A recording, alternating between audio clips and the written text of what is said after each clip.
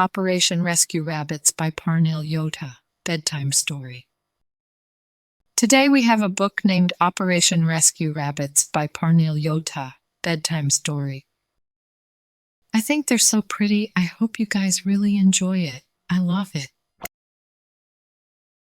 Please give this video a like if you enjoy it, and don't forget to subscribe for more stories. Thank you, reading.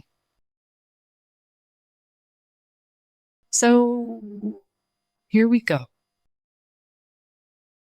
Our neighbor, Mr. Josie's garden in the backyard of his house is a mesh of knots and tangles. Weeds and brambles are growing like an insidious disease. The leaves of yellow nutsedges, having long tapered tips, and the heart-shaped leaflets of the low-growing lemongrass are burgeoning like the tentacles of an octopus all across the ground. Little buck-toothed creatures, having ears like a TV antennae, gambling about the labyrinth that they call a garden, was the only splendid sight. The family had been domesticating a herd of rabbits comprising a few red-eyed American white rabbits and grayish-brown European rabbits for over a year. All of the fuss started 3 weeks ago when it dawned upon my father, an animal lover in general, and a rabbit and goat lover in particular, who often went over to play and converse. "I could not find Kit Kat anywhere," he grumbled once. "Radish has gone somewhere," he cried on another occasion.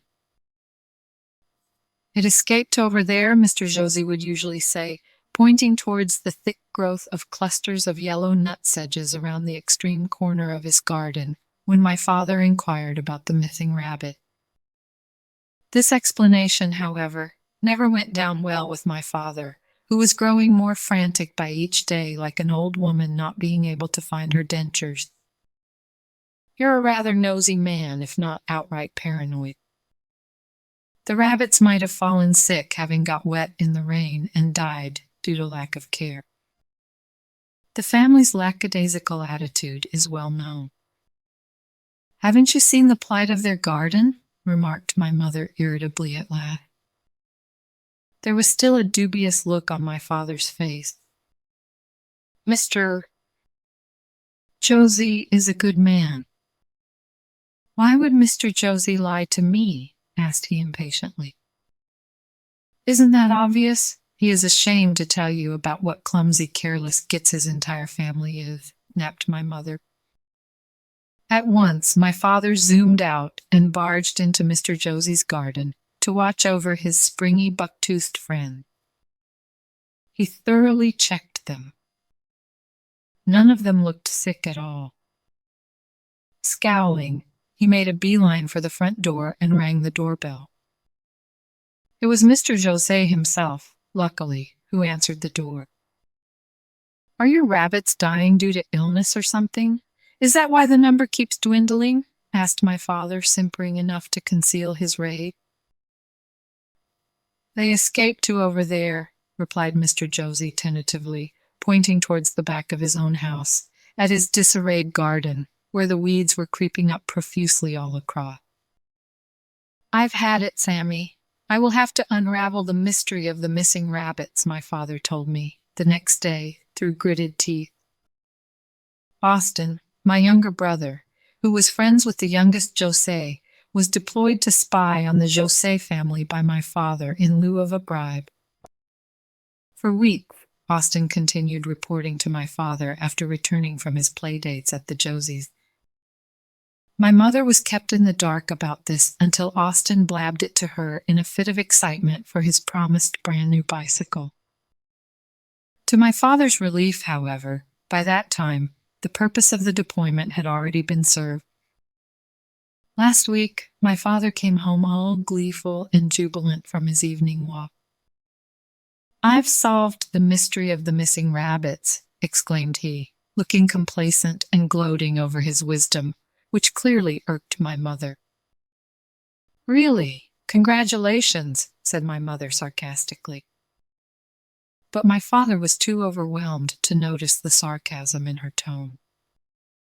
"Thank you," replied he, and went on with his monologue about our neighbor Mr. Josie's rabbit. "So, My dear Austin told me that he saw Mrs. Jose bringing in the youngest one, the one with a gashing scar above his left eye, and attended to him for some days inside the house. The next time Austin visited, the rabbit was nowhere to be found. Even its cage, strewn with half-nibbled carrot pieces, was empty.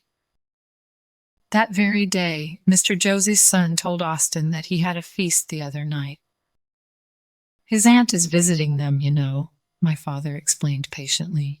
Anyway, he told him that he ate the most tender and soft meat he had ever tasted in his life. His face flushed. He took a deep breath as though he were suppressing his exasperation and said sternly, "Those nasty rascals are gorging on their pet. I mean, how can one eat his or her own babies?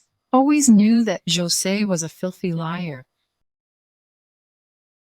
My father feigned elation for days, but I could clearly see the shade of despair in his eyes. Austin wanted to cheer him up with some juvenile plan of his. I decided to assist Austin in his top-secret Operation Rabbit Rescue, as Austin called it. It's due to two reasons. Mrs. Ann taught us in the 3rd grade that helping your parents was a good thing, and Uncle Kumar, a veterinarian, always says, "Kids that befriend an animal get heavenly caramel." Although I never understood what exactly was heavenly caramel.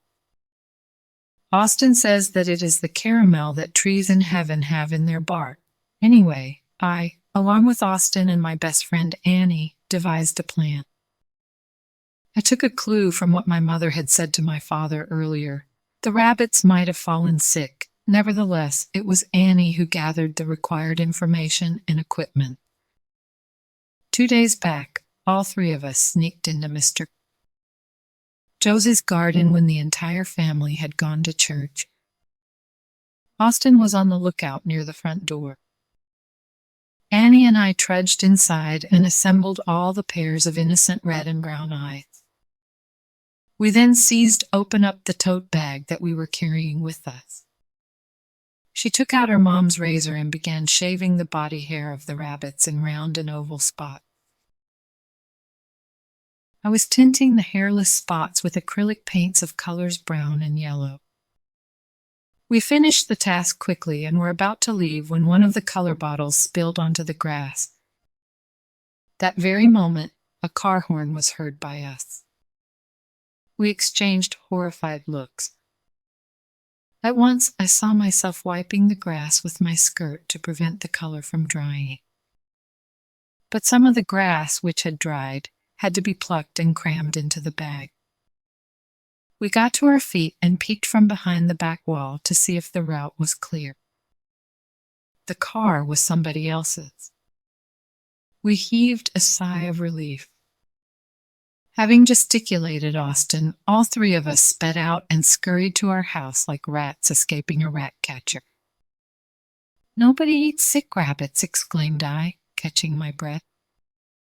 "Yeah," chorused Annie and Austin. We all chortled in unison.